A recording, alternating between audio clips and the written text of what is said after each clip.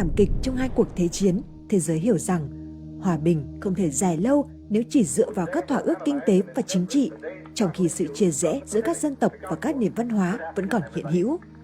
UNESCO ra đời như là một giải pháp để xóa bỏ những chia rẽ này và hiện đã trở thành một cơ chế hợp tác quốc tế quan trọng. Vậy thì UNESCO hoàn thành sứ mệnh của mình như thế nào thông qua các hoạt động tại Việt Nam? Khi quyền lực cứng chỉ có thể tạm dừng các cuộc xung đột đã nổ ra, cộng đồng quốc tế hiểu rằng một cách tiếp cận tốt hơn nhằm ngăn chặn xung đột là chìa khóa cho một thế giới hòa bình và ổn định.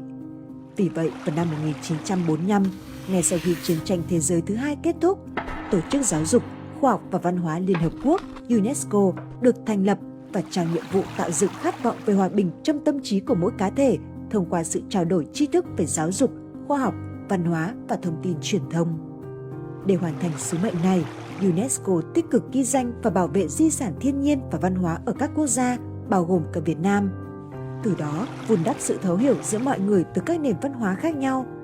Nhưng vai trò của UNESCO không chỉ dừng lại ở đó.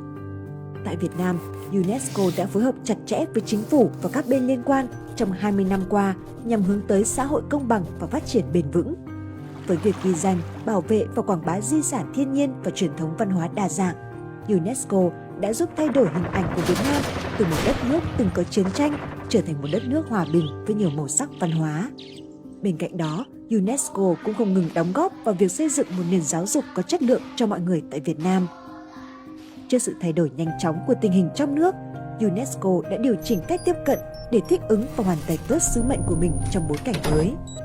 UNESCO tăng cường hợp tác vì sự tiến bộ, thúc đẩy sự phối hợp giữa chính phủ, cộng đồng địa phương, khối tư nhân và cả các đối tác quốc tế để thử nghiệm những phương pháp tiếp cận mới tới các vấn đề phát triển quan trọng.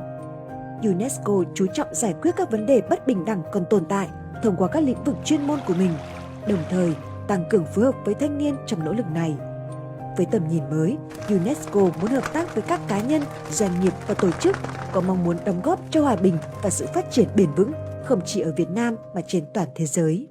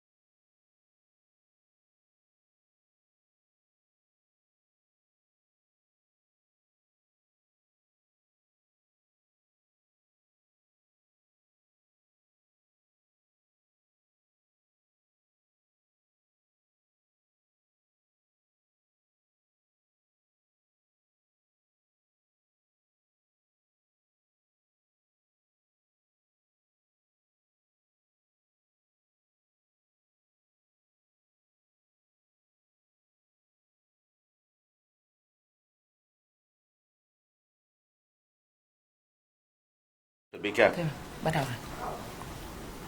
You are a creator. Hello, all the future leaders. If you are here, we have one question for you. Do you believe that you are a creator, that you are creative, that you are creating your life, your future? In Future Innovation Concert, we believe you are a creator. And we are inviting people to the Success Iceberg to discover their journey so we can empower your creativity and support your journey to achieve your own success. When I was second year student at Hanoi University of Science and Technology, I didn't believe that everyone was creative. And I read the book named I Can Do It of Louise Hay.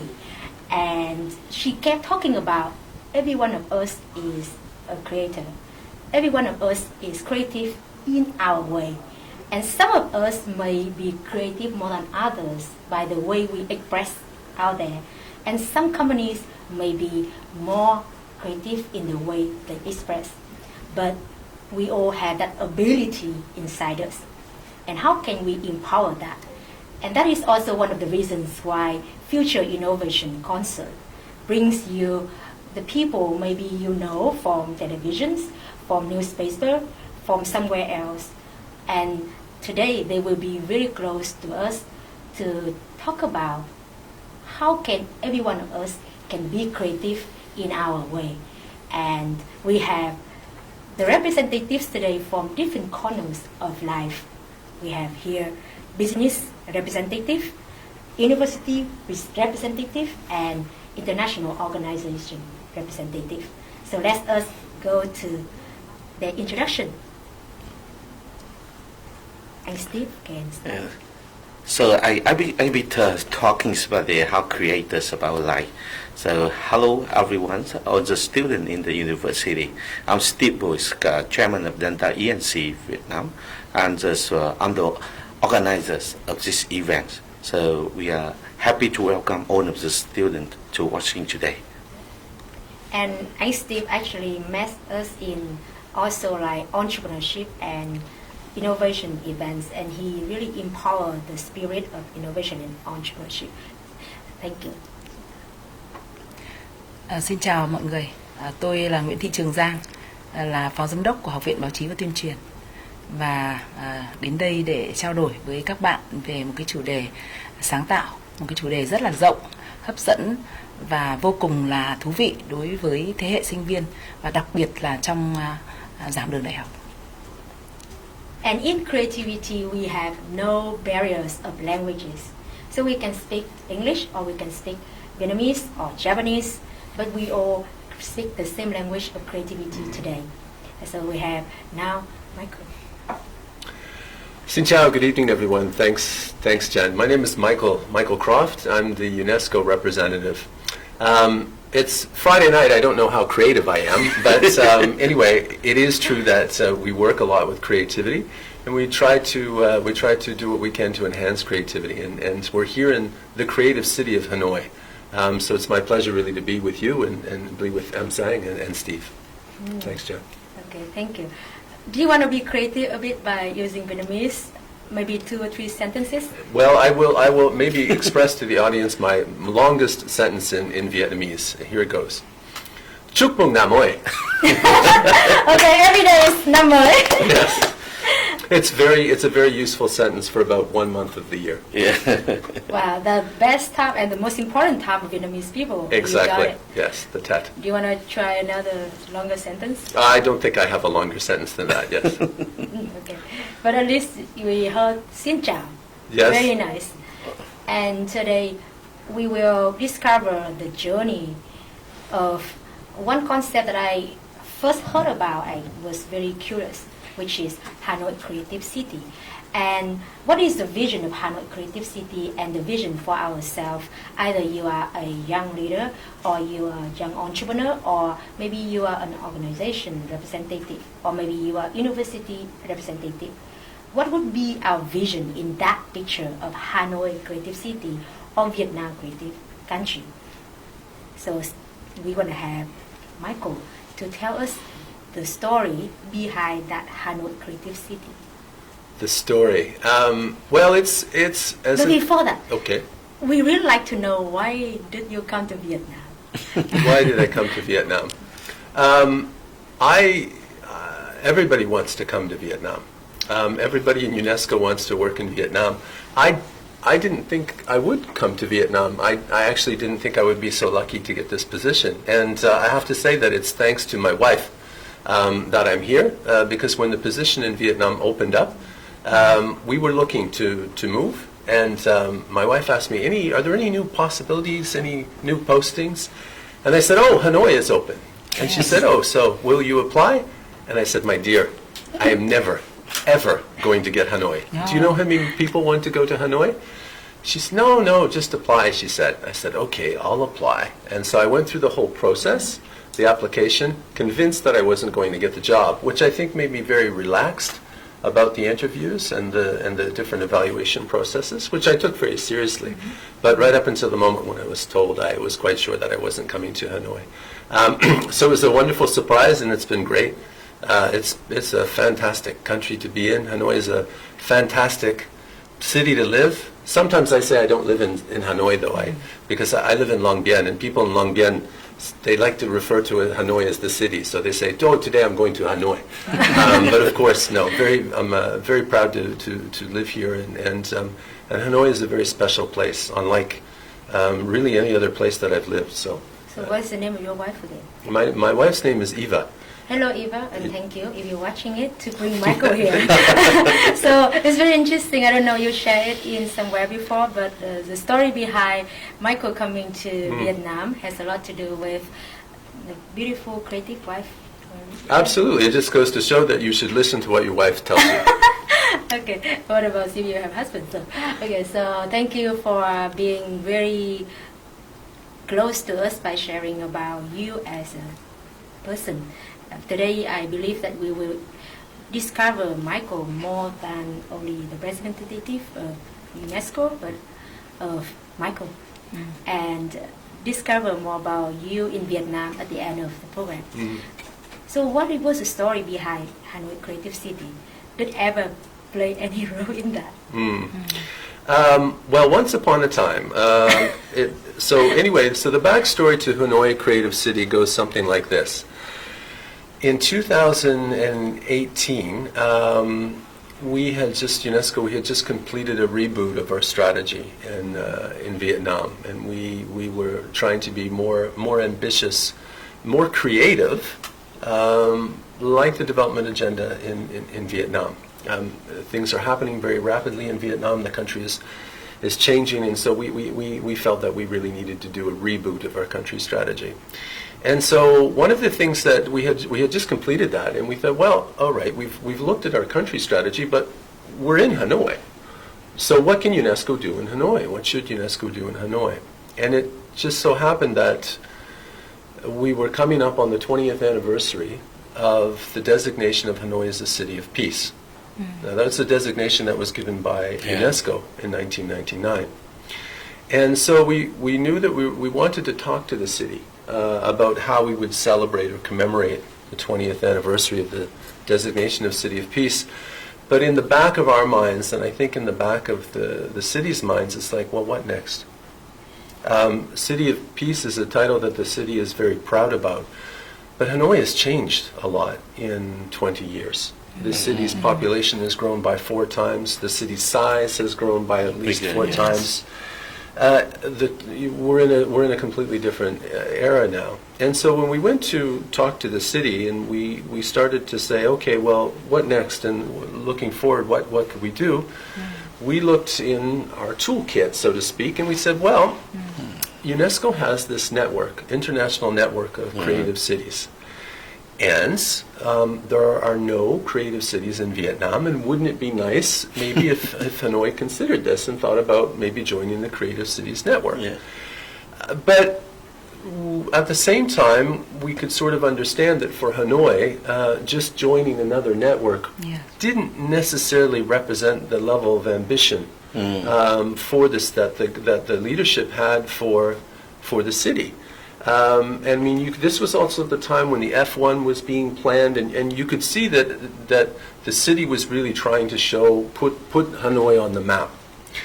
And so we went back and thought about it, and we talked to the city and said, listen, maybe instead of looking at having Hanoi join the Creative Cities Network of UNESCO as an outcome, why don't we look at it more like the first step to establishing Hanoi as a creative capital, the creative capital of Southeast Asia?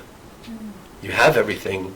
I mean, the city has a strong cultural legacy. Hanoi has a cultural soul. You only have to be in Hanoi for 24 hours to know that. So Hanoi can do it. Hanoi can pull it off. And so this, I think, spoke more to the level of ambition and the vision that the city leadership, but also the central government has for the capital city.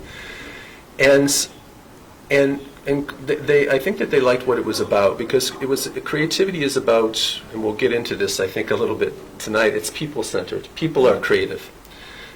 People create things. So it's about people-centered development. It's a bit different than smart city. Yeah. What is a smart city? Yeah. How do you measure a smart city? Many cities say they're smart cities. Are they smart? I don't know. Yeah. But creative city Is a difference. is a specific UNESCO designation. There's a specific UNESCO network, and it comes with requirements or an action plan. So responsibility for the city.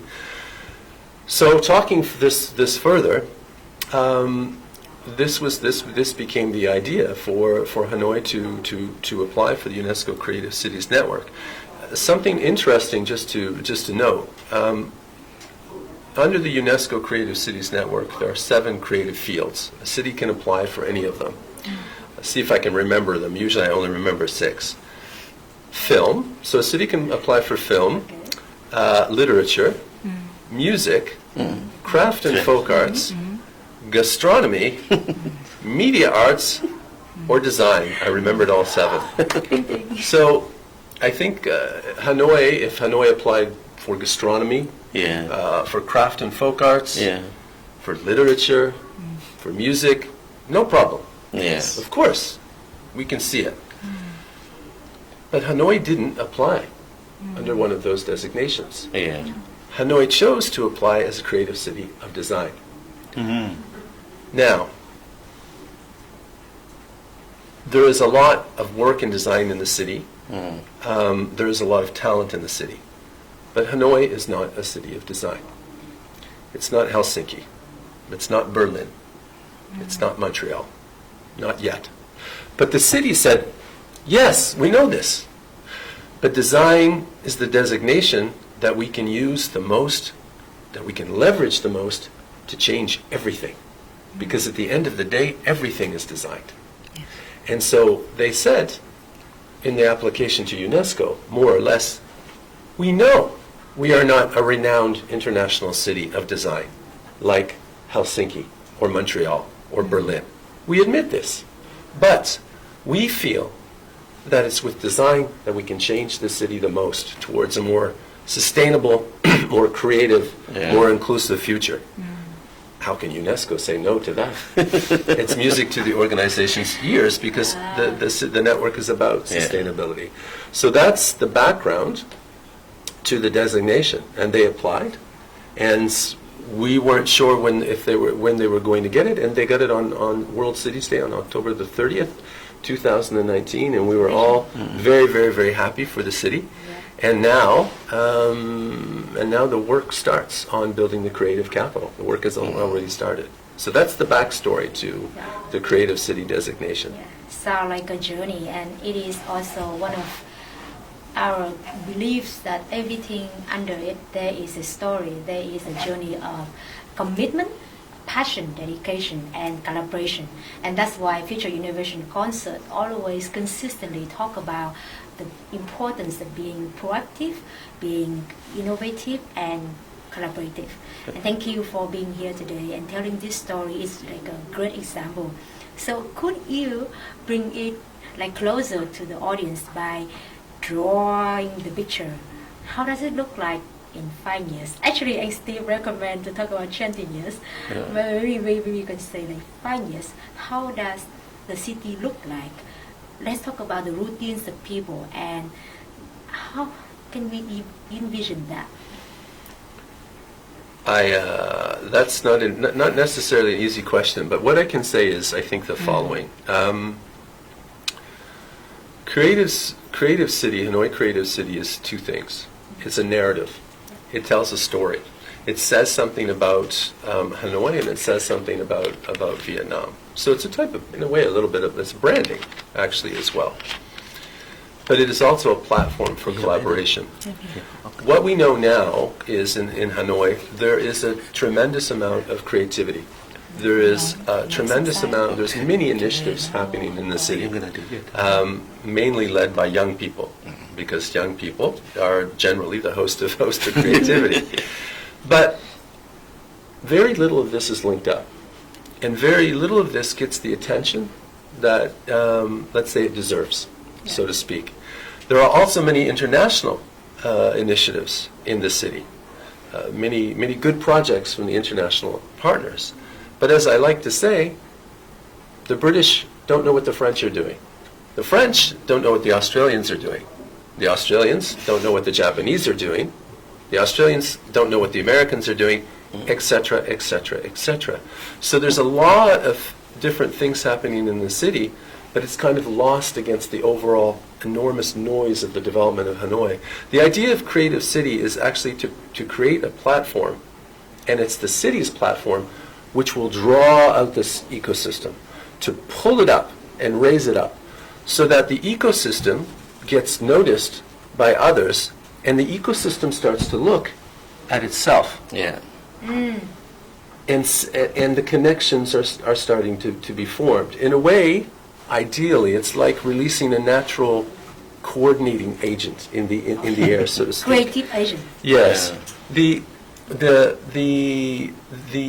Not the initiative, but the incentive here is because since the city has said, this is the creative city, we are the creative city, and this is now part of our development plan. The city's development plan 2021 to 2030 with a vision to 2035. When the city expresses this importance, if I can put it this way, and says this is important for us and to the development of the city, people want to be part of that. So people want to link to that. So everyone starts to reach for the creative city. If I have my seminar that I'm going to do, my little project, whatever it is, I want to be part of the creative city. Because if I'm not part of the creative city, maybe no one will notice me, and I'll be lost. So everyone wants to reach out towards the creative city to be part of it, and in doing so, they start to come together. And it happens in a way that's more organic or more natural than a decree coming out from the cities saying, okay, everyone should just register their project with us or something like that. The city doesn't have time for these things. So that's the general idea. But first and foremost, so that's a little bit about what the creative city actually does in terms of a concept. I haven't even really said, of course, that there is an international network of creative cities, and also it opens up new connections with Hanoi, with cities like Montreal and Berlin and Helsinki, but also creative cities of design closer to the region, in Kobe, in Singapore, in Shanghai, which are also UNESCO creative cities of design. So there's a lot of potential that it brings, but for us and really and also for the city, who's implementing this? It's the young people. The young people are going to lead this. It's So not future innovation concept. future audience. innovation. Yes, and this is why I was really happy to have this invite. Because I like talking about Creative City, because I'm not talking about something that's abstract, and I'm not talking about some UNESCO program that we're implementing and I'm trying to get visibility for it. Fundamentally, Hanoi Creative City is about the youth, and the young people are the ones who are going to make it happen. And even our own programs, we had a meeting with Hanoi City today to talk about a new resolution of the party about Creative City, to start to build the administrative structure around it. And I said, listen, UNESCO's work will not be very revolutionary in this. We're just going to try to do some So, support. yeah. But I said what we're going to connect to is revolutionary, because we're going to connect to the revolutionary thoughts and that creativity that is out there among the young people. And I said our program will be designed, conceived with their brains. It will be, how did I say it? I said it will be conceived by their brains and will be put and implemented with their hands. Yeah. It's not for us to do. This is going to be about the young people of Hanoi. And what we're calling this is Rethink Hanoi. Yeah, lovely. And maybe put it in the way like we envision Hanoi Creative City as a space, creative space and creative connector to pull all the resources of the society so they can embrace the creativity initiatives or power of every single person. Mm-hmm. No, and that's the other thing. It's about sustainable development, but it's also about inclusion, because creativity is a human function. Yeah. People are creative. Individuals are creative. Creativity is about building knowledge. It's about creating knowledge. It's about creating information, and it's very much about individuals. And this is why UNESCO is associated with this, because our mandate. Education, science, culture. But when you make it a little bit more, boil it down, UNESCO works with. UNESCO is concerned with how people learn, how people communicate, how people share knowledge, and how people identify. Yeah. And creativity is also part of that. So And that's why. that's why I like you to draw down a bit, like in that vision, that resources that Hanoi Creative City build, and everyone who empower their creativity can tap into that and connect. How Michael gonna look like in that picture in 5 years? And then I'm gonna come to Steve and Chị Giang. What they're gonna do as a representative of the university and business. But you want to talk about you as a person. What are you going to do in that? For me, in that 5 years, I think what UNESCO will do is that is to work to the city to provide to help the city provide this environment for this ecosystem to flourish. The city has already decided to put resources towards this. This is now going to be front and center for the city. And as I mentioned before, I was at a meeting this morning of Hanoi Party Committee, because they're discussing a resolution of the Party Committee, which is on the way forward with the development of the cultural industries in Hanoi in the next 15 years. And Creative City plays a very important role in this. If we look 5 years down the road at Hanoi, what we would hope for, and what actually should be there, is a much more flourishing creative environment, more flourishing startups, lots of different types of startups. The universities also more public-private partnerships, more private sector involvement in the development of the city, more a greater integration with the universities and also in the city, because to be creative, education supports that. I mean, Hanoi cannot be a creative city, a creative capital, if education doesn't support that. So the role of schools and education will play a very big role So in this. let's hear like how our representative from universities, Dr. Giang, can you share in that vision of Hanoi Creative City or Vietnam Creative Country, how that look like for you as a part of university? Trước hết là tôi phải rất là vui mừng khi và vô cùng là thú vị khi nghe cái câu chuyện của Michael chia sẻ về cái dự án về Hà Nội và cái lý do mà ông ấy đến Việt Nam, cũng như là cái hình dung của ông ấy về Hà Nội trong tương lai như thế nào. Và quả thật là trong mỗi cái lời mà ông ấy nói đều có cái sự sáng tạo ở đây. Và tôi cũng hiểu rằng là cái sự sáng tạo đối với mỗi người nó là vô tận. Có nhiều những người cứ nghĩ rằng là chỉ có người này, cái sự sáng tạo chỉ dành cho người này mà không phải là dành cho người khác. Thì đối với tất cả chúng ta, cái sự sáng tạo ấy nó bắt nguồn từ những cái công việc hàng ngày, từ lời nói, việc làm. Và đối với tôi thì tôi cũng nghĩ rằng là trong cái công việc của tất cả chúng ta, ngay cả đối với một cái công việc bình thường, chúng ta cũng có thể là làm cái công việc sáng tạo. Và cái hình dung của tôi trong tương lai về một cái Hà Nội, về một thành phố Hà Nội, thì cũng giống như Michael nói rằng đây là một cái câu hỏi rất là khó. Quả thật rằng là cũng thật là khó là hình dung được là trong tương lai 5 năm nữa, 10 năm nữa, 20 năm nữa thì Hà Nội sẽ thế nào trong con mắt của chúng ta. Tuy nhiên chúng tôi nghĩ rằng là bản thân tôi nghĩ rằng là Hà Nội nó càng ngày càng phát triển, nó sẽ đẹp hơn, và bởi vì có cái sự cống hiến của tất cả chúng ta, và sẽ có cái sự tiếp nối của cả truyền thống và hiện đại, có cái sự, bởi vì với những cái sự chia sẻ không chỉ của những người yêu Hà Nội, ở Hà Nội, của những người mà sống ở Hà Nội, mà còn cả những cái con người mà như Michael đến từ nước khác nhưng mà sống ở Hà Nội và cũng rất là yêu Hà Nội, và mỗi một ngày với cái sự sáng tạo của mình thì đều góp phần làm cho Hà Nội tươi đẹp hơn.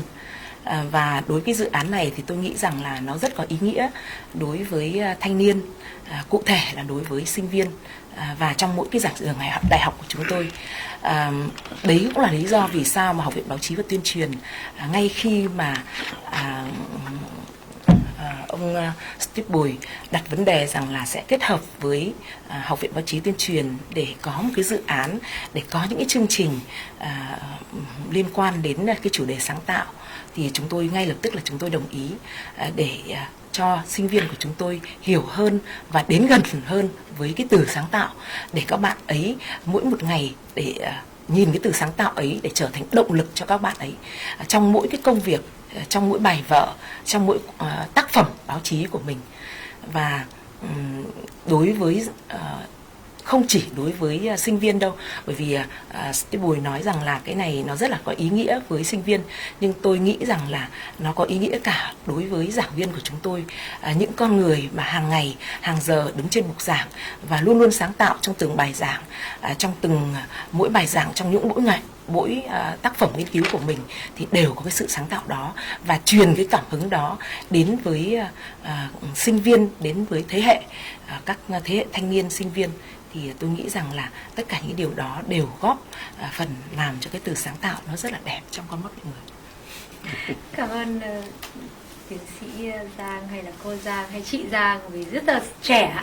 Không biết là có phải là vì có sự sáng tạo trong mỗi công việc hàng ngày, khi là có thể là cắm biết chị cắm hoa không, hay là nấu cơm, hay là nói chuyện với mọi người và giảng dạy, thì khiến chị trẻ như này thì có thể là nếu như vậy thì mọi người có thêm động lực, đúng không? Nếu mọi người sáng tạo và tìm cách làm mỗi việc mình làm mỗi ngày nó tốt hơn, nó sáng tạo hơn, nó hiệu quả hơn.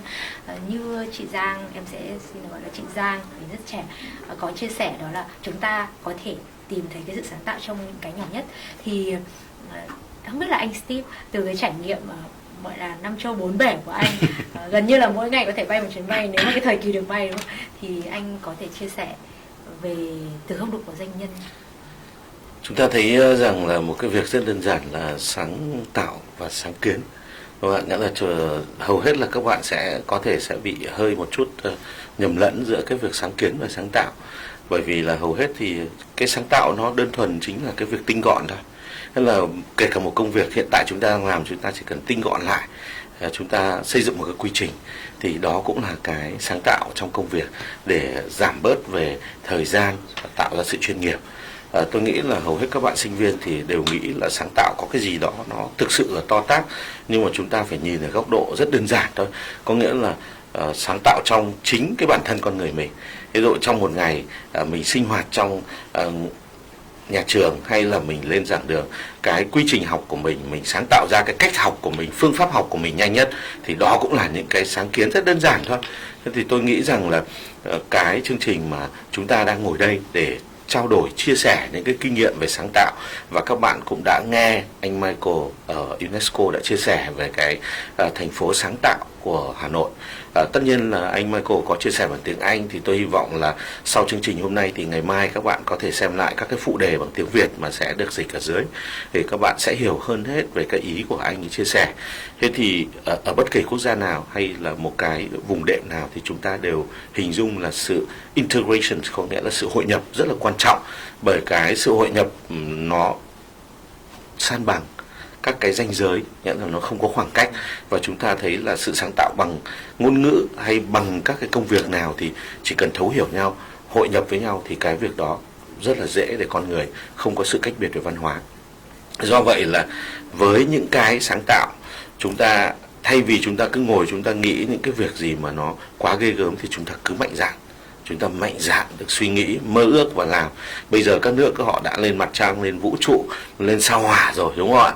Thế thì tại sao các sinh viên không nghĩ cái gì mà nó vượt qua biên giới đi? Thì đó, cái sự sáng tạo của chúng ta là vượt qua biên giới được. Thì đó là những cái ý nghĩa mà tôi nghĩ rằng bản thân chúng tôi là những doanh nghiệp cũng phải thay đổi hàng ngày, phải sáng tạo hàng ngày để tinh giản cái công việc của mình đi, không bị áp lực quá về công việc mà vẫn hoàn thành công việc ngắn gọn, mà vẫn còn nhiều thời gian để coi như là hưởng thụ bản thân mình. Wow. Anh Steve mỗi lần chia sẻ thì có những cái từ mà nó có thể tạo ra một cái topic, một cái chủ đề mà có một hôm rất là muốn anh Steve chia sẻ sâu hơn. Ví dụ ở đây có một cái định nghĩa hay là một cái cách gọi đơn giản hóa cái việc là sáng tạo, đấy là tinh gọn. Thực sự là em sẽ tóm tắt 2 câu để cho Michael biết là người ta đang nói gì, và sau đấy thì em sẽ hỏi anh Steve và chị Giang sâu hơn nữa từ góc độ là đối với các bạn đang xem, bởi vì các bạn đang xem đây chúng ta đang hướng đến sinh viên, những bạn trẻ, gọi là thủ lĩnh trẻ của tương lai, và chính là khán giả của chương trình Hòa nhạc sáng tạo tương lai. Các bạn sẽ nhìn và tương tác như nào đối với những người gọi là thầy cô mình ở trường đại học, và làm thế nào để tương tác với doanh nghiệp để các bạn ấy có thể phát huy được cái sự sáng tạo, và các bạn ấy sẽ tức là có thể biết được cái yêu cầu từ góc độ là doanh nghiệp và nhà trường của các bạn. So Miss Giang talk about the importance of being creative in every corner of life, the way we eat, the way we meet, the way we teach, and not only students but teachers, they all can be creative. And I still talked about the importance of being creative in a very simple way by using the lean principle. Lean it up and symbolize it and make the process of that. And every person in that process, including organizational level and personal level. So now I'm asking more about the perspective of them looking at the future leaders as students, as employees, the future employees. Anh Steve ơi, tức là anh có chia sẻ rất nhiều về cái tư duy và cái tri thức các bạn trẻ cần phải phát huy và luôn luôn trau dồi. Thì nếu giả sử bây giờ từ góc độ của gọi là bây giờ mình gọi là giống như là người đi tuyển dụng đi, bởi vì các bạn trẻ đây thì không biết là có những cái hoài bão về những cái nghề nghiệp mới, và thống kê thì thấy là hầu hết tất cả các CEO đang nhìn những cái người gọi là đồng nghiệp tương lai của mình với một cái kỹ năng rất là quan trọng là sáng tạo, và cũng là một trong 10 kỹ năng mà được coi là thiết yếu của gọi là lực lượng lao động tương lai. Thì anh Steve, nếu mà anh tiếp xúc với các bạn trẻ tương lai là đồng nghiệp của mình hay là trong đội nhóm của mình, thì anh có cái thông điệp gì các bạn ấy? Thực ra thì với một vai trò là nhà tuyển dụng thì tôi thấy các bạn trẻ hiện nay nó thực sự là tương đối chủ quan. Vì chúng ta hình dung là khi các bạn luôn ở một cái tâm lý là cứ học xong đã, khi ra được tuyển dụng thì sẽ được họ đào tạo, được dạy thêm. Thế thì như vậy thì cái tâm lý chúng ta đang chờ, vẫn luôn phải chờ, thụ động. Trong khi đáng ra những năm học nhà trường, nghĩa là một cái ngôi trường người ta trao cho mình cái tấm bằng, chính là cái tấm vé thông hành để chúng ta bước vào sự nghiệp của cuộc đời. Thì khi đó là chỉ cần bắt đầu bước vào cái là chúng ta có thể làm được việc ngay. Ví dụ chúng ta học ở cái trường này, đó là học làm ngành phóng viên, làm báo chí, thì chúng ta ngay khi ra trường bước vào cơ quan nào là chúng ta đều có thể ngồi làm việc ngay, mà không cần phải họ chỉ bảo hoặc dạy dỗ để chúng ta mới mất 3 đến 6 tháng thì chúng ta mới làm việc được. Thì đó là những cái mà tôi nghĩ là nó sẽ rất tốn kém về thời gian, nhân lực, vật lực của một doanh nghiệp để đào tạo một con người. Hơn nữa là chúng ta cũng thấy là hầu hết các bạn mà đi tuyển dụng thì cái tâm lý chung là không tìm hiểu về cái nhà tuyển dụng. Thường các bạn sẽ không quan tâm thông tin về nhà tuyển dụng rồi vai trò của mình đến đấy là gì, mà chỉ cần thấy là có thông tin tuyển dụng là nộp hồ sơ. không cần biết là cái môi trường đó nó có phù hợp hay không, chỉ cần có việc đã. Thì cái đó là chúng ta, cái người mà người ta có cái sự sáng tạo thì người ta sẽ luôn có cái tư duy phân tích và logic rất kỹ, nghĩa là người ta thấy cái trách nhiệm của họ trong cái việc học tập, trách nhiệm của họ, sự cống hiến của họ đối với doanh nghiệp. Khi họ đến một doanh nghiệp mà với cái tâm thế là tôi là người có đủ tri thức, đủ các cái hiểu biết và tôi nắm bắt được cái công việc của nhà tuyển dụng đúng với vị trí của tôi có thể giành được tất cả những gì tốt đẹp nhất cho doanh nghiệp và chúng tôi sẽ cùng với doanh nghiệp để phát triển, đúng không ạ? Thế thì cái đó là điều rất quan trọng. Thì hối các bạn sinh viên đến vai trò là xin, gọi là đi xin việc, nghĩa là đầu tiên là từ xin đã, có nghĩa là chúng ta đã thấy khác rồi, đúng không? Thế cho nên là chúng tôi thì hầu như là không đăng gọi là tuyển dụng, chúng tôi tìm những người cộng sự. Tại vì tìm cộng sự có nghĩa là chúng tôi cần những người làm việc, chứ chúng tôi không cần phải sự ban cho. Tại vì ban cho nó cũng đã thể hiện cái tâm thế khác rồi. Đó, thế cho nên là tôi nghĩ rằng trong bất kể cái nào chúng ta, ngày xưa thì chúng ta thấy ngay như cái câu cho thuê nhà, đúng không? Bây giờ phải thay đổi hết, là phải mời thuê nhà. Người thuê nhà là người trả tiền mà, thì phải mời người ta chứ, làm sao có chuyện cho thuê được, đúng không? Chúng ta không có đặc ân gì chúng ta cho cả. Vì nếu chúng ta cho không thì là câu chuyện khác.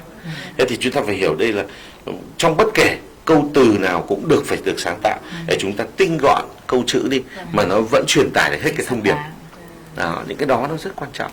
Thì doanh nghiệp chúng tôi cũng vậy, doanh nghiệp chúng tôi tìm cộng sự, có nghĩa là những người cùng chí hướng đầu tiên.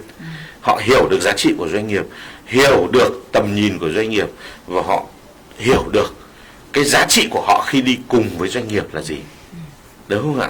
Thì những cái đó mới quan trọng. Tại vì hầu hết các bạn sinh viên hiện nay thì chỉ cần đầu tiên bước ra trường là có việc đã, cứ qua ngày đã, cơm áo gạo tiền nó chạy hết rồi, các bạn không suy nghĩ được cái định hướng gì cho tương lai, đúng không ạ? Thế thì chúng ta cứ qua 10 năm thanh xuân là vẫn quẩn quanh ở một chỗ, đúng không? Thậm chí chúng ta cũng học được một chút cái là chúng ta đã nghĩ tài năng rồi và chúng ta đi ra ngay làm cái khác.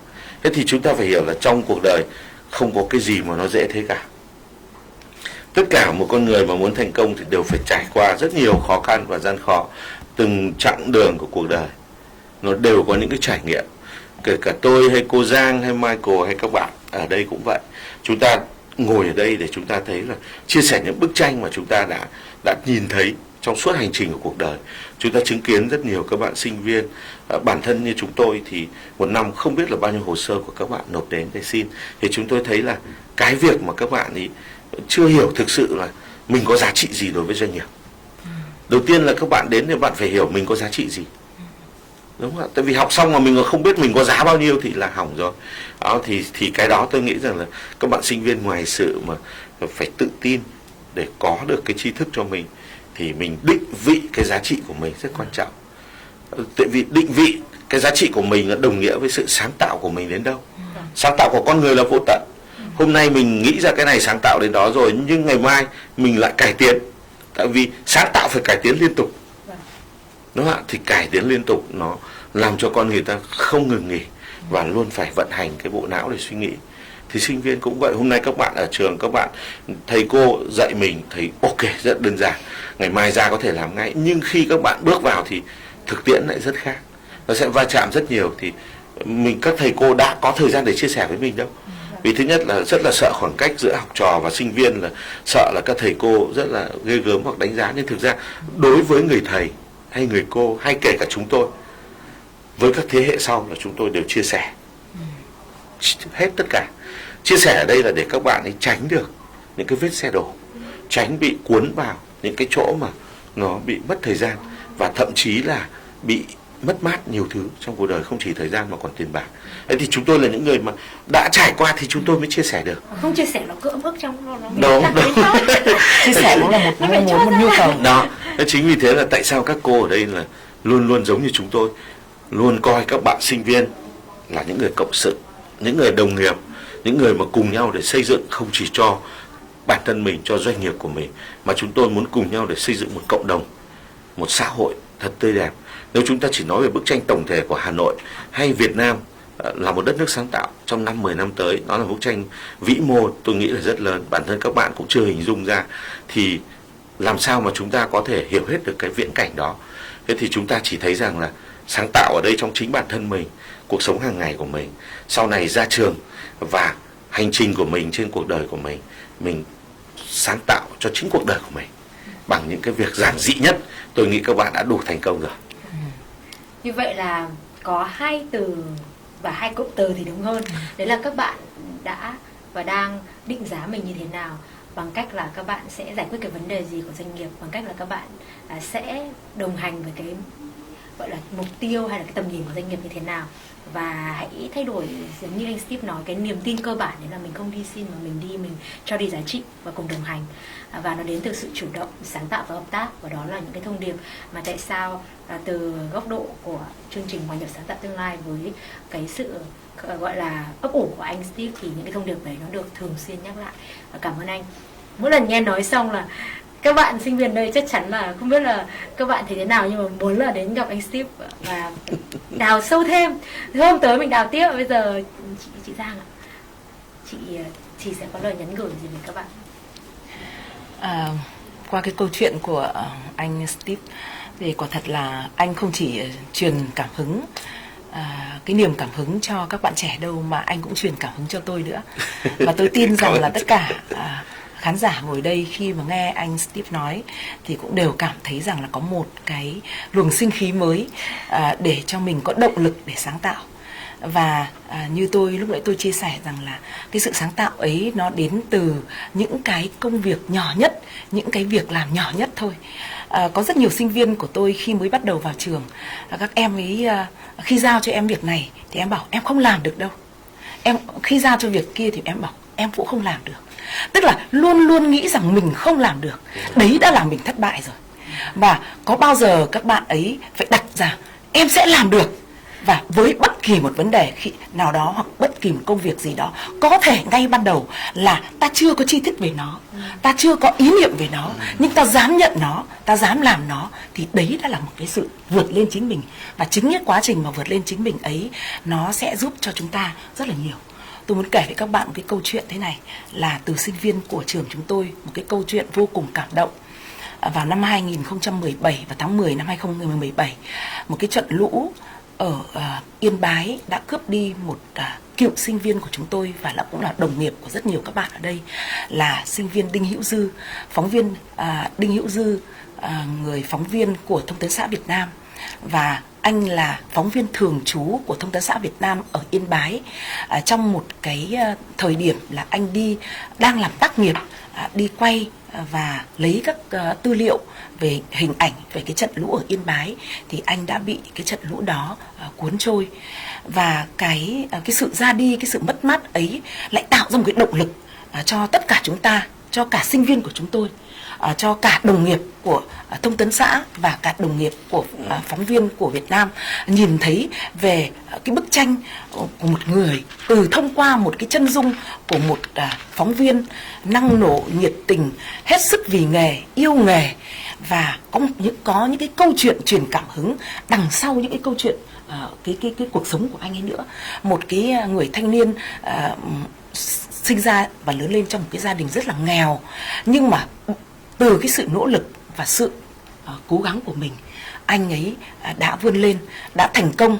Và mặc dù cái đời sống, cái cuộc sống của anh còn rất là nhiều khó khăn, nhưng anh ấy dùng những cái đồng tiền, những cái đồng lương ít ỏi của mình để lập ra những cái dự án về tủ sách để dành cho các em học trò ở vùng cao, vùng sâu, vùng xa. Và khi mà Đinh Hữu Dư mất thì chúng tôi, đồng nghiệp của chúng tôi ở Thông tấn xã đã tìm thấy cái quyển sổ nhật ký của anh ấy, và tiếp thêm cùng với anh ấy viết thêm cái câu chuyện đẹp để nhân lên hàng trăm các tủ sách cho sinh viên nghèo của các vùng sâu vùng xa nữa. Và cho đến cái dự án đấy vẫn còn đến tận bây giờ. Và cái câu chuyện ấy nó truyền cảm hứng rất nhiều cho sinh viên của chúng tôi. Và cái câu chuyện ấy được kể ở hội trường lớn với hàng nghìn sinh viên của chúng tôi ngồi tham dự. Và các em nghĩ rằng là vậy thì không phải chờ đến khi chúng ta tốt nghiệp chúng ta mới thành công, không phải đến khi tốt nghiệp chúng ta mới sáng tạo, chúng ta mới có thể làm tác phẩm báo chí, mà ngay trong ghế nhà trường, với những cái công việc nhỏ nhất, từ những cái bài tập, từ những cái công việc các anh chị đã có thể, bạn sinh viên ấy đã có thể tìm thấy cái sự sáng tạo của riêng mình. Và tôi nghĩ rằng là những cái câu chuyện hàng ngày của mỗi người đều có thể trở thành những nguồn cảm hứng. Quan điểm của cô Giang là cho mọi người. Cô Giang là cô Giang nghĩa là chia sẻ để các bạn thấy rằng là có hai cái ý mà tôi nghĩ là cô Giang muốn chia sẻ đến các bạn. Đầu tiên là việc phải dám làm đã và dám thất bại. Thì từ đó đầu tiên, nếu mình không bước qua được cái rào cản mà mình cứ đặt cái ngọn núi Thái Sơn ở trước mặt thì chúng ta không dám bước qua, đúng không ạ? Và chúng ta phải làm từ khi chúng ta chưa có gì. Chứ nếu không mà phải chúng là ta cứ chờ chúng ta đến một ngày kia thì không biết ngày đấy chúng ta làm từ thiện, bản thân chúng tôi cũng có một cái quỹ là Steve Bùi and Friend Foundation chẳng hạn. Chúng tôi làm về hoạt động cộng đồng, chúng tôi làm rất nhiều việc, nhưng chúng tôi làm từ lúc chúng tôi chưa có gì. Mỗi anh em thậm chí là góp vài triệu hoặc một vài trăm triệu kiểu như vậy, rất cố gắng để làm. Nhưng mà nếu chúng tôi cứ chờ đến có hàng nhiều tỷ chúng tôi mới làm thì chắc là sẽ không thể làm được. Tức là cái đấy là cái tư duy của cái việc Đúng cho rồi. đi. Cho đi từ góc độ nào thì nó dựa trên cái hành trình đấy của mình. Và chính cái sự cho đi đấy cũng là một cái sự sáng tạo theo mỗi cách của mình. Đúng rồi. Đúng. Và cô Giang muốn hỏi các bạn ở trường là các bạn muốn đặt điểm xuất phát trong hành trình cuộc đời của mình khi nào? Có nghĩa là hành trình cuộc đời của mình sẽ được đặt tại khi bắt đầu bạn bước chân vào trường, hay chờ đến lúc tốt nghiệp rồi đi vào một cơ quan nào đó họ đào tạo để mình đặt điểm xuất phát? Thì đó là cái dấu mốc quan trọng của cuộc đời các bạn muốn xuất phát từ điểm nào? Cảm ơn chị Giang và anh Steve. Như vậy là cái cánh cửa của sự dám làm hay là cánh cửa của sự cho đi nó sẽ là một cánh cửa để mở ra những cái sự sáng tạo và những cơ hội. Còn nếu mình không chọn cánh cửa đấy thì mình sẽ bước đi vào cái cánh cửa của những cái gọi là không có cơ hội hoặc là những cái không làm được. Đấy là cái lựa chọn, đúng không? Chúng ta đứng trước cánh cửa, chúng ta bước vào, chúng ta sẽ có những cái trải nghiệm tại cái nơi đó. Thì chương trình Hòa Nhạc Sáng Tạo Tương Lai luôn luôn mong muốn các bạn hãy chọn cho mình cái bước đi, đó là dám bước vào cái sự chủ động, sáng tạo và hợp tác. Và đó chính là cái tư duy để chúng ta có thể mở ra những cơ hội khác. Và hôm nay chúng ta sẽ kết thúc cái phần chia sẻ, khám phá về cái hành trình của thành phố sáng tạo. Đây là thành phố Hà Nội sáng tạo và con người sáng tạo, doanh nghiệp sáng tạo, trường học sáng tạo. Thì chúng ta sẽ có một cái thử thách cho mỗi bạn sinh viên hay là mỗi bạn trẻ đang xem cái chương trình này. Và cái thử thách đấy sẽ đến từ mỗi diễn giả của chúng ta. Chỉ là một cái thử thách nhỏ thôi, có thể là trong một cái câu thì nó sẽ là tuyệt vời nhất để các bạn ấy thấy đơn giản đến mức mà các bạn ấy không thể nói là không làm được.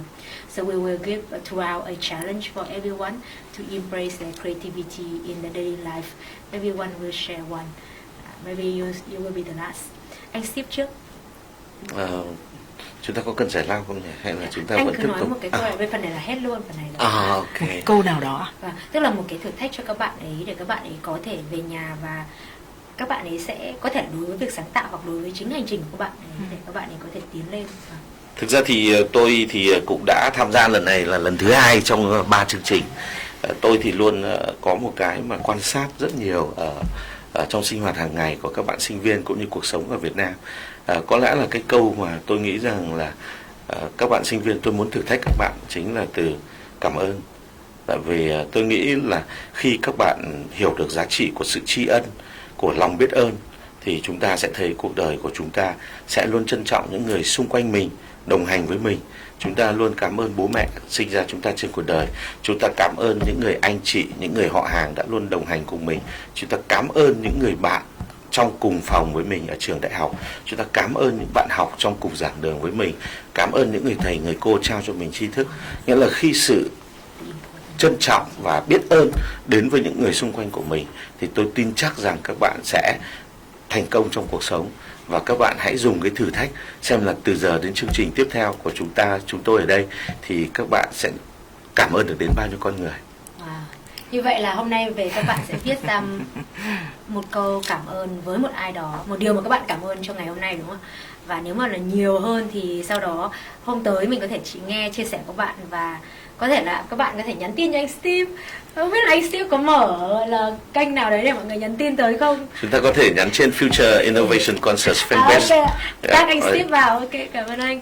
Còn chị ạ? Anh Steve đã dùng một cái từ rất là thú vị, là cái từ biết ơn, cái từ cảm ơn. Còn tôi thì dùng cái từ cảm hứng. Bạn đã bao giờ nghĩ rằng bạn là nguồn cảm hứng của ai đó chưa? Bạn đã bao giờ nghĩ rằng mình có thể mang quả niềm cảm hứng đến cho người khác? Và bạn hãy viết ra là cho đến bây giờ bạn đã mang đến những niềm cảm hứng nào, hoặc bạn đã trở thành niềm cảm hứng của bao nhiêu người, thì tôi nghĩ rằng là cái thử thách của tôi nó rất là đơn giản, nhưng cũng có thể là lại không đơn giản với nhiều người lại nghĩ nó là phức tạp, đúng không? Cho nên là nếu mà các bạn nghe từ đầu và theo dõi từ đầu cái buổi trao đổi của chúng tôi, thì tôi tin chắc rằng các bạn sẽ hiểu được cái thông điệp mà chúng tôi muốn truyền đến với các bạn. Hôm nay cô Giang đã là nguồn cảm hứng của nhiều bạn và chúng ta không biết tên, nhưng bạn có thể thấy là bạn cũng có thể là một nguồn cảm hứng của ai đó, và có thể bắt đầu bằng việc là chia sẻ điều mà bạn cảm ơn lên trang cá nhân của bạn chẳng hạn. Có thể là sẽ khiến người khác cũng cảm thấy cảm ơn trong cuộc sống, thành cảm hứng của người khác. Cảm ơn cô. Mike. Just sharing inspiration about being creative. One challenge for people to embrace the creativity. So we have gratitude, we have inspiration. So. It's good to eat a good breakfast, I think, first of all, because you have to feed the brain in the morning. But if I had to say something else, I think it's about communication. Communication is very important because if you're creative and you have ideas, you need to be able to communicate them. And this is not something. Communication is not something that comes naturally to us. It's something that comes through practice. If I think of myself when I was much younger, I would have been terrified to be doing what I'm doing today. And now this is fun. I think that I enjoy, like for instance in public speaking, I really enjoy it, and I'm very happy to speak to. It's not often that 1,000 people want to listen to what I have to say, but if I happen to be at a place where somebody else, the people are there to hear somebody else, and I just get to have a word in, I enjoy speaking to many people, but it's something that I had to practice, and I think that. I think that in Vietnam, this is one of the things that I've noticed a little bit, is that there is no questioning the creativity of young people in Vietnam. I'm not just talking about expressing oneself in English or a second language. I mean, I can't speak Vietnamese, so I'm not going to be here to criticize people for not presenting in English, but that confidence to communication. But I think also that relates back to the education. That the education has to give the opportunities for people to present and to take the floor. But it's about communication. So it gets better every time you do it. That's the only thing I can say. So every time you try, you will always be better than the last time. So communication is good too. So our challenge to make it specific, make a video, record it, and send to Future Innovation Concert. What about that? And send to Michael. So do you have any special gift for that person? But I believe that will be the great step that you do if you have not done it. And the inspiration you may have to somebody that you don't know from doing it, and the gratitude that someone may have for you, and also our gratitude to you. So that is our message of the first session today. We will see you in some minutes, and thank you for being you. We are grateful for you, and you are our inspiration to do Future Innovation Concert. Thank you. Thank you. Come on, thank you. Yeah, thanks, Michael. Yeah. Yes. Come cozy. Không có gì.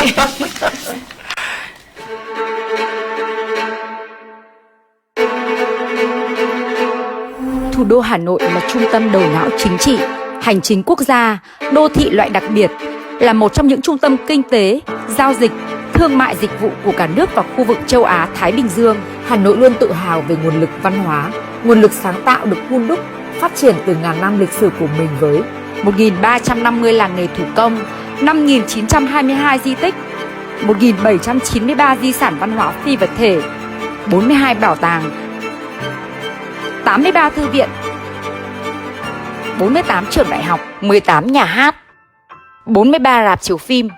Ngành công nghiệp văn hóa, sáng tạo cũng đã có nhiều đóng góp to lớn cho sự phát triển của Hà Nội.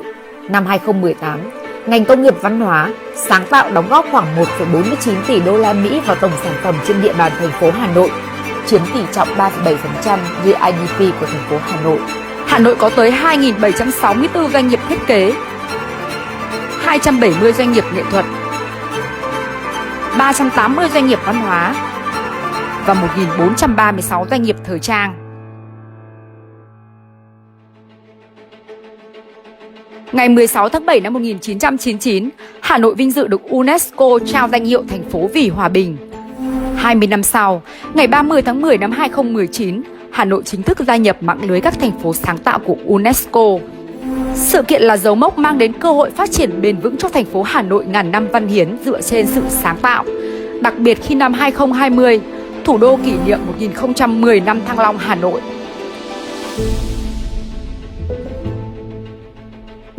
Phía sau danh hiệu thành phố sáng tạo là nỗ lực không ngừng để hoàn thiện hồ sơ đề cử của UNESCO và Sở Văn hóa và Thể thao Hà Nội, đơn vị chủ trì thực hiện hồ sơ với sự tham vấn, phối hợp của Viện Văn hóa Nghệ thuật Quốc gia Việt Nam, Văn phòng UNESCO tại Hà Nội, Ban Tuyên giáo Thành ủy Hà Nội và các sở ban ngành liên quan.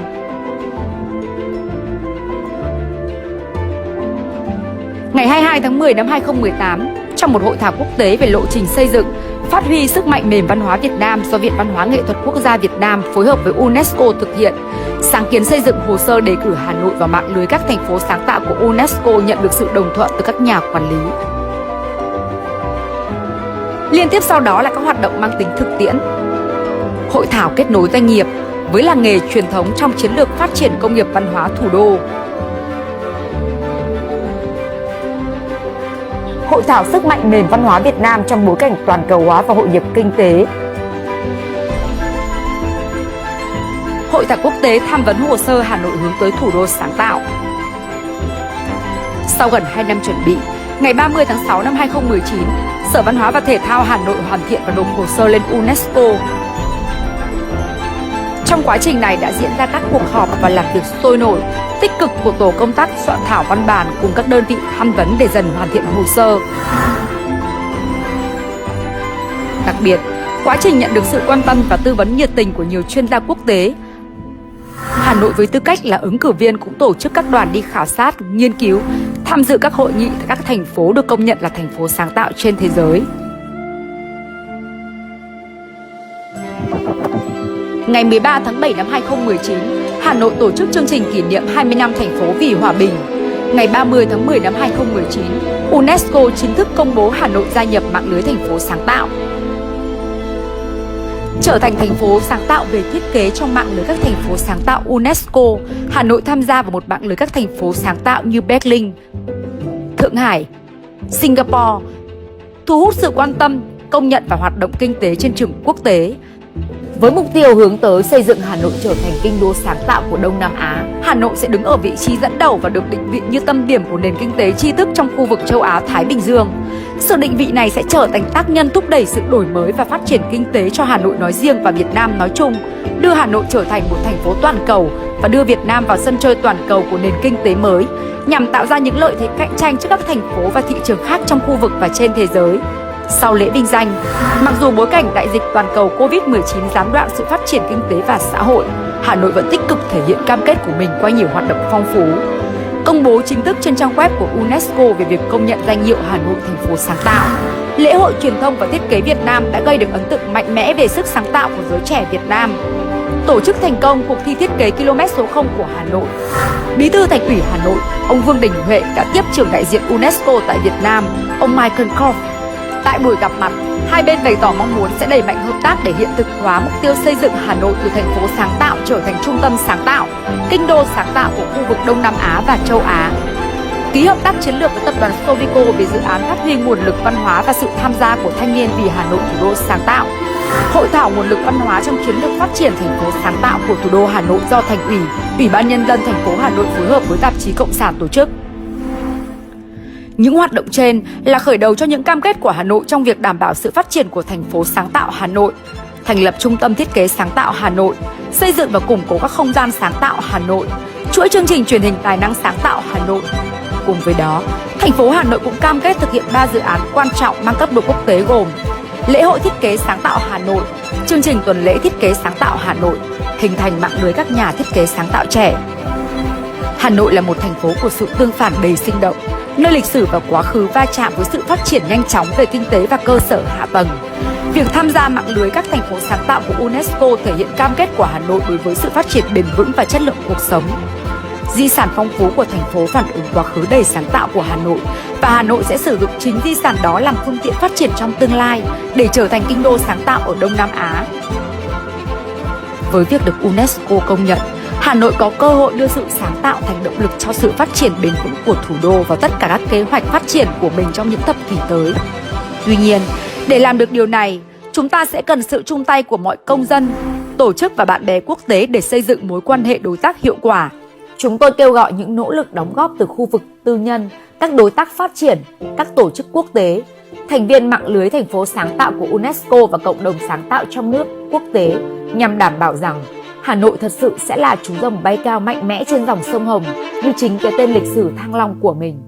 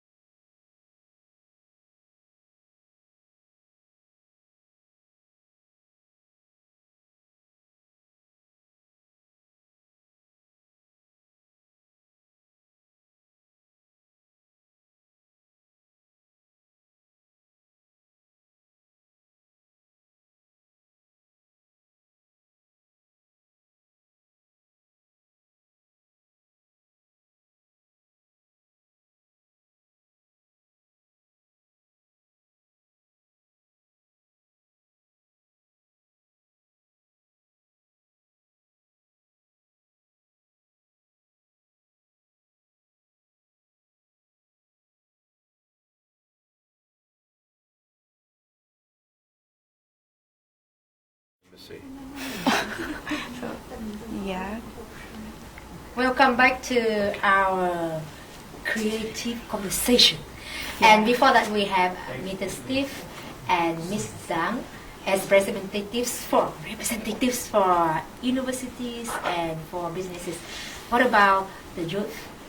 And that is a special part of Future Innovation Concert where we bring everyone closer no matter what they do. And the youth will be the very important voice in our conversation. And as Michael said, we really need to bring everyone to communicate so we can close the gaps and we can be creative in our own way and collectively create something together.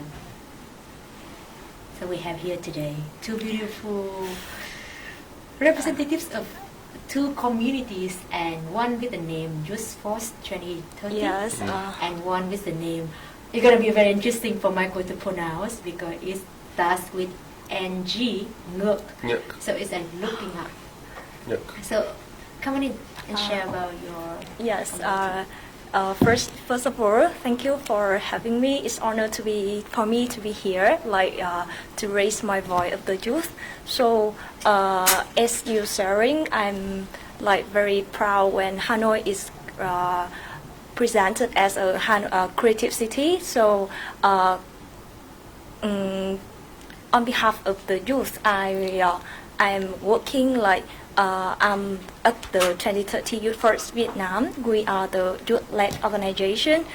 We aim to raise awareness of Vietnamese youth and inspire them to engage to the implementation of sustainable development goals. So I think it can relate a lot to be the creative city as the people. So I have one question to ask you, Mr. Michael. Do you think how youth can contribute to the creative city? Yeah, like the simple action that me and 2030 Youth Force all we can do. Yeah.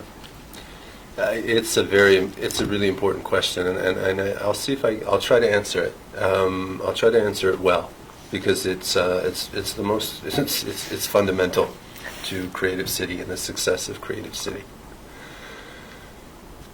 The work so far that has been undertaken with Creative City is really about the internal organization and administration of what Creative City will be for the city. Yeah. So at the moment, what we can say is that and it's been, to be honest, it's been a bit delayed.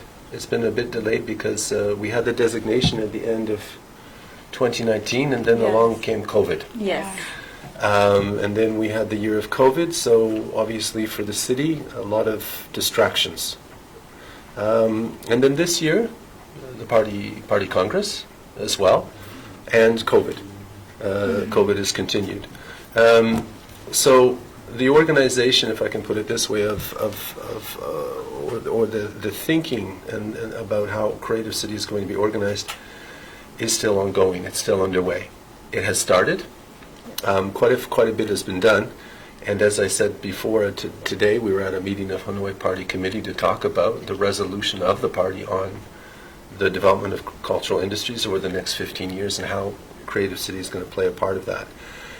What I think we can assume is that from a practical point of view, there will be a platform. And there will be probably a digital platform, would make sense.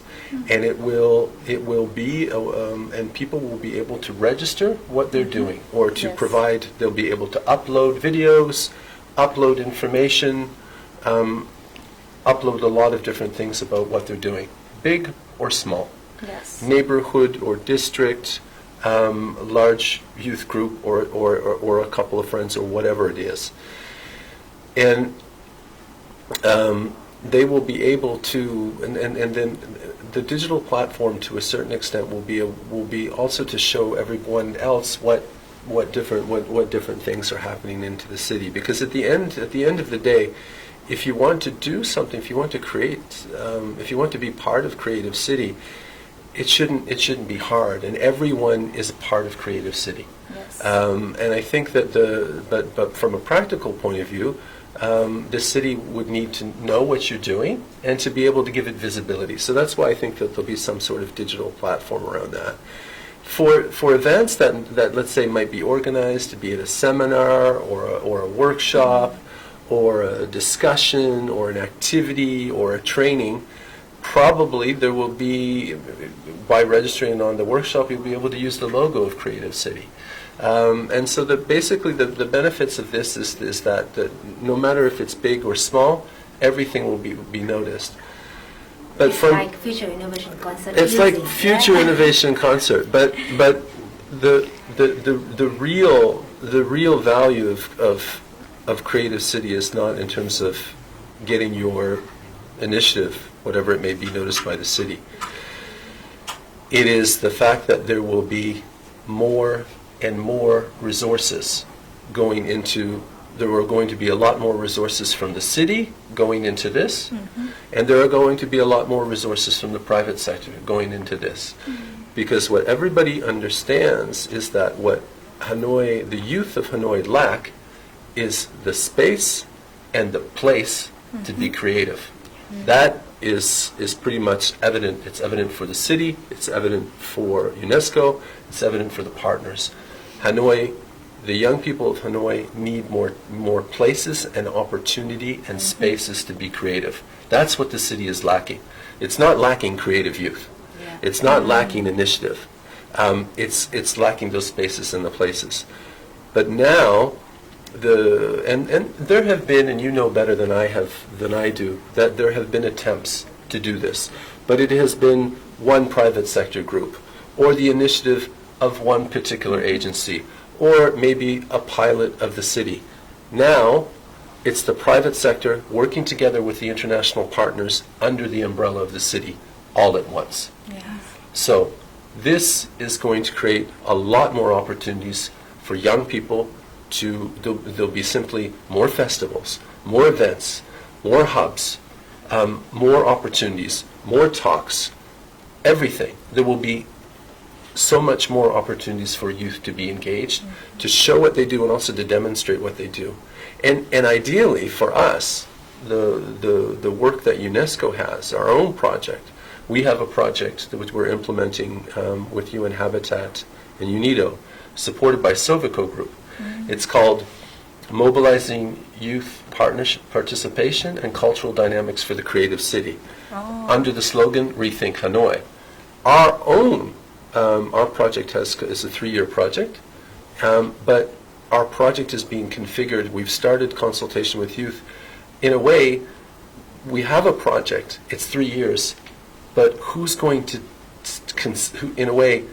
who is going to conceive the activities and implement the activities and benefit from the activities is young people. We're not going to implement it. You are. Yes. So That's the idea. So it means that like you just do what you do and Yes.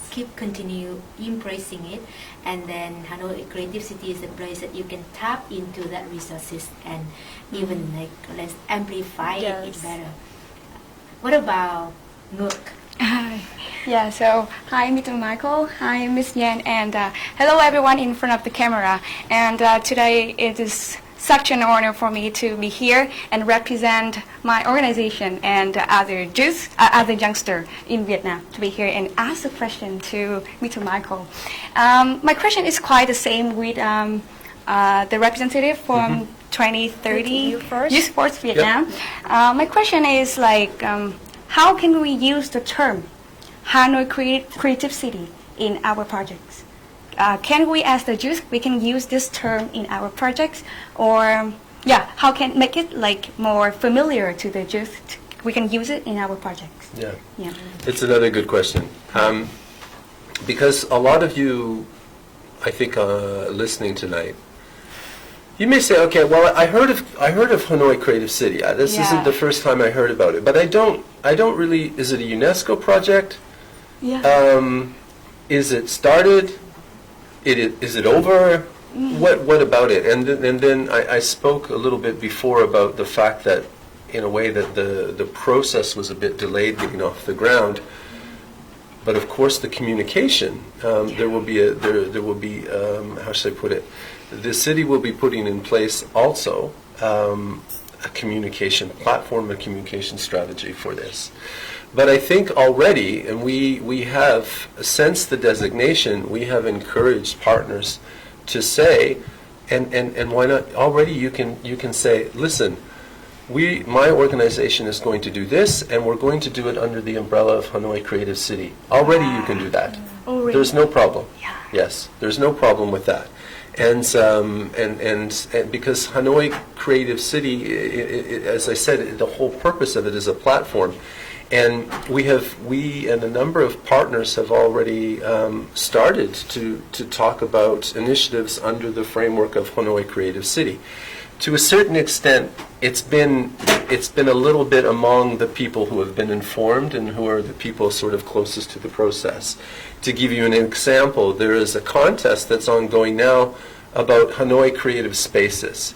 And it's being done with, in partnership with, it's being led by the Association of Architects, if I believe. Mm-hmm. The Association of Architects have been quite involved in the discussion around Hanoi Creative City, so that they know about it. But they, in the contest, which talks about creatives, the contest is basically to solicit proposals from young designers and from young architects and from young people about ideas for new creative or cultural spaces in Hanoi.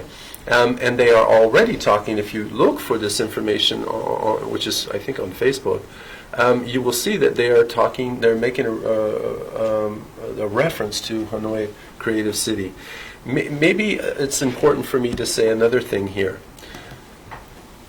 There's a lot that goes on in a creative city. So We're also, going to be until tomorrow. so how will be also not in terms of people reaching out, and how will people connect with the Hanoi Creative City? How will people, and in terms of the communication as well, but also how will it be organized? The general thinking now, and this should be confirmed, I would say, in the next 3 months, next 2 to 3 months, is that there were basically 3 areas of concentration. One will be creative education. So this will be an area of work. So in a way, for instance, you might think that, let me get to that in a second. So the first will be creative education.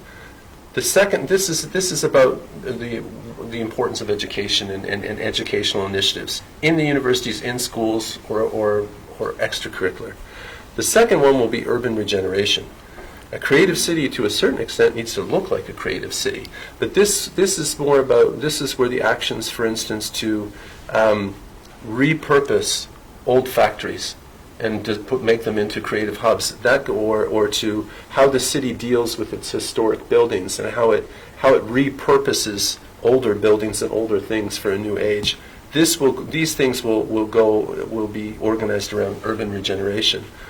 The third and final work stream will be cultural dynamics. And if I can give an example of this would be, for instance, the role of the museums in Hanoi. Museums everywhere around the world are going through a bit of an existential crisis, but museums are going to be repurposed to be places of art, where art meets science. They need to be places which also people can be inspired to be creative, where you go and you see a piece of the rocket that went to the moon, and you're like, oh, I want to work on space. So basically, I have a feeling that moving forward, if we have an initiative, you will probably go to this digital platform, imagine, Hanoi Creative City, and you will place your initiative in one of these 3 work streams. Because the idea is that I certainly wouldn't, and I don't think the city wants to try to coordinate all of everything under Creative City at once, but to break it down into these 3 groups makes it also a little bit easier for people to digest. Because there will be some private sector who said, listen, I'm into real estate. I'm not dealing with education, and I'm not dealing with museums. I'm into real estate, and I'm interested in investing into the Tang Long cigarette factory to make it a place where we can have concerts and have it a creative hub. And so it's important that so they will find themselves with like-minded organizations and partners in the urban regeneration sphere. Another group, for instance, let's say I'm the Italian embassy. We work a lot on the digitalization of museums. We have a program to support this. So I'm going to find myself in Creative Dynamics. And then we have a partner like RMIT. So RMIT, they have a faculty of creative design. RMIT is going to say, listen, we think that we can help best in creative education. And so also how should I put it, the partners and also the young people with the different initiatives will probably be channeled and funneled into these three areas, so that and each area will have its own, I suppose, a bit of priorities, and there will be we can imagine there might be a strategy for cultural dynamics, a strategy for urban regeneration, and a strategy for creative education. So that's how it looks future like. innovation concert place. So the future, It's like three corners come together. yeah, exactly. I think that, but I mean, the importance of this is to talk about it, and for instance, and to let people know that Hanoi Creative City again is very much about the city and the partners putting together to try to create an environment for which creativity can flourish. The city is not going to drive creativity. UNESCO is not going to drive creativity. That's not our roles, and we wouldn't be good at that. What we're just simply trying to do is to put in place an environment where this ecosystem that already exists, but as I said, needs to grow and connect. It's about putting in place the environment where that ecosystem can grow and thrive. So that is also the reason why we are doing Future Innovation Concert, where we combine the technology, innovation, and there's something like, as you said, the science combined with the art. Like how does it look like? And we have the organizers, including Delta ENC, AZC, BK Holdings, and it's kind of like the combination of businesses and technology-based business system, and also university. And we have here like now Michael as a representative of UNESCO with a big concept, but then break it down into very close way of every single person here. So thank you for doing it. So that's why we want to break it down even smaller in how our understanding about you as a person to ending today. So it's like I'm gonna be serious.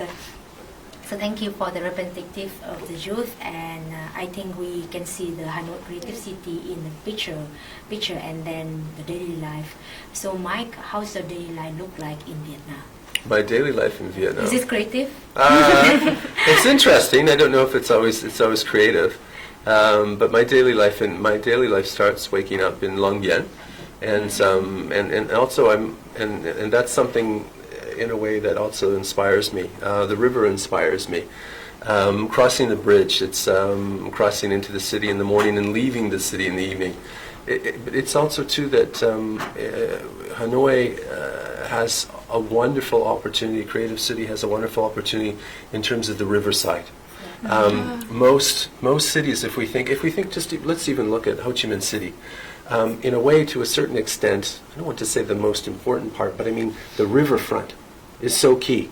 In Hanoi, the city, more or less, is cut off from the riverfront. Yeah. This will not be the case for much longer.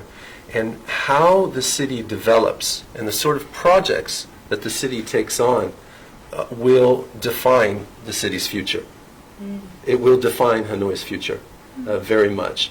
And that's why, for instance, that we would like to see hero or pilot projects looking at art spaces along the riverside and places in creative spaces and whatnot.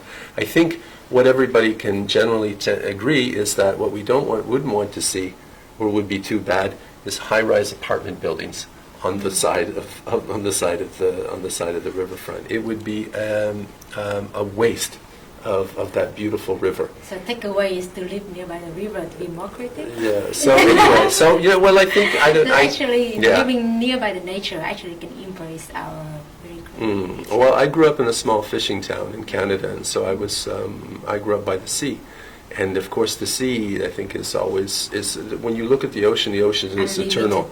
It was there before us. It will be there long after us. And so that whenever you sit by the water, it stimulates. It makes you feel peaceful, and sometimes it also stimulates feelings.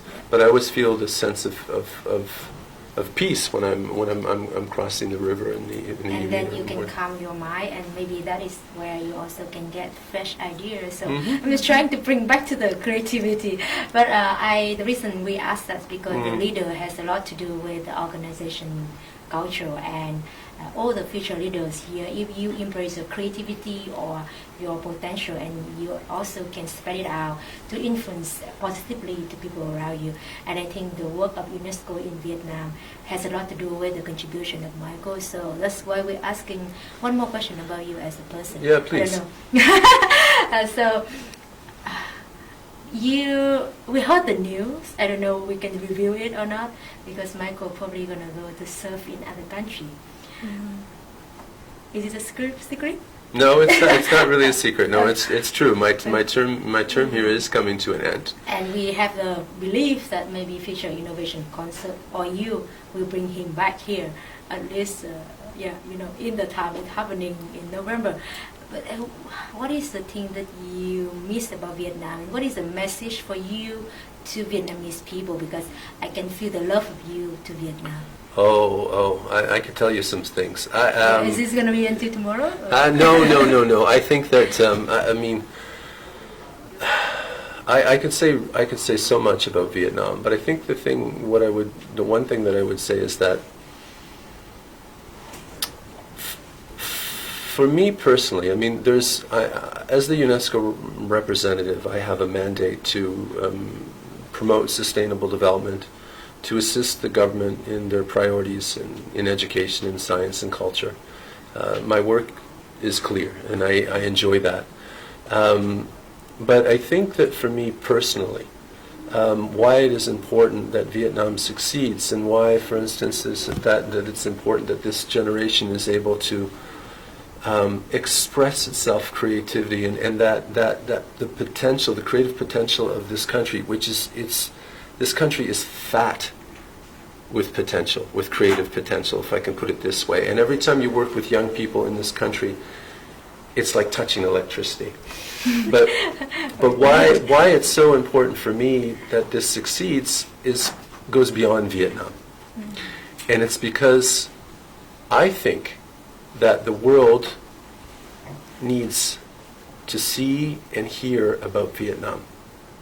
I think that what this country represents today, its legacy, the way that its society is organized, the social fabric, there are so many challenges in the world these days. There are so many countries which are going through a difficult time. And I think that more than anything, what I love about this country is that this country understands, like few do, the value of peace because of what you went through in the 20th century. And everything, in a way, in your society reflects that understanding. I always say that for all its victories on the battlefield, the final victory for Vietnam was a victory of culture of peace. That this country represents, like very, very few, the culture of peace. And God knows we need more culture of peace in the world. So for me, Vietnam represents positivity, positive energy, positive experience. And I would like nothing better than to see the young generation of Vietnam unleash their creative potential and unleash their ideas on the world. Because I think that the world would be a lot better place if the world knew more about Vietnam, and also if Vietnam was out there more in the world. Everybody talks about bringing best practice to Vietnam. I say also as well, it's time to bring Vietnamese best practice to the world. And so for me, that's what I would say. In a way, that because I say this because I worked in a lot of countries. Most of my career has been spent in countries which are at war, countries which are broken, countries which have been destroyed, countries which have gone through or are still going through civil war. And what Vietnam has here with the culture of peace is more important than gold. It's more important. Countries, all the money, all the oil, whatever in the world doesn't buy what you have here. And so it's really important, I think, for me, is that Vietnam succeeds so that the world so that Vietnam can interact more with the world, and the world will be a better place for it. So I'd say that's how really I feel, that's really my motivation here, my personal motivation. As I said, yes, I have my job description, it's very clear, but I think that this is what I've come to realize, and this is why I love this country so much, and why I will always love it. Back. Yes, exactly. No, yes. So talk to Eva, like everyone, if you want to bring Michael back, talk to Eva. Yes. So I just want to say one sentence from what you shared, that we're going to bring best practices of Vietnam to the world, and who's going to do that? You who are listening to it, the future leaders.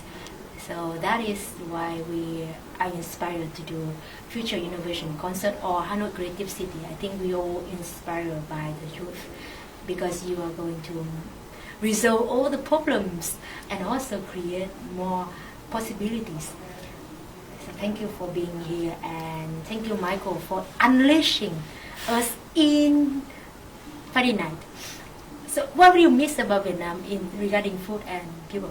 Apart from the very beautiful message you shared, what food you will miss?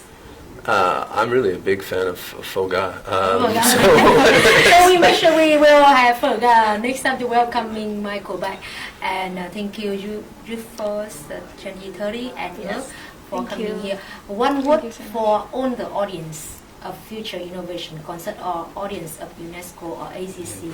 One word from each of us today, so they can go home or they can go to sleep well and wake up tomorrow with inspiration and gratitude and peace. So everyone will give one word. So creativity. Thank you. Yeah. For me, it's optimistic. Can be awesome. Believe. And let's do it. I have 3 words.